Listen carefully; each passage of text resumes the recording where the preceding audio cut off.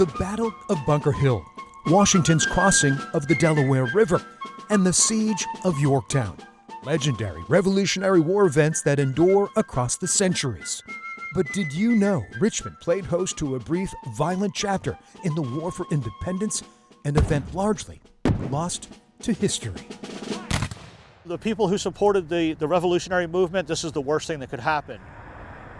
The enemy has come to Richmond. Sure, we know about Patrick Henry and his fiery liberty or death speech at St. John's, but Churchill also witnessed the clash between hundreds of Redcoats and Patriots. They passed right through where I'm standing. On January 5, 1781, 800 British soldiers raided Richmond by climbing onto Chimborazo Hill, chasing 200 retreating colonists. So the British troops have marched up, and that's them here, and they see the Americans on the crest of the hill. National Park Ranger Bert Dunkerley says the invading Redcoats were led by one of the most vilified characters in U.S. history. I think people might have heard of Benedict Arnold. He had switched sides the year before. He's an infamous person in American history. There are a handful of so-called witness buildings still standing from this little-known chapter of American history.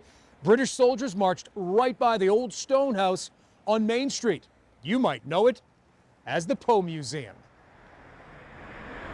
I'm always shocked at all the history that Richmond has to offer. National Park Ranger Stephanie Pooler says Virginians and visitors alike may be surprised to learn about the day the Revolution rolled into Richmond. And for me, working in a Civil War park, and then hearing that there's a huge chunk of Revolutionary War right at where I work every single day, it makes me smile a little bit, a little giddy. It's also just another great story to tell in the city of Richmond. So this is Main Street coming into Richmond.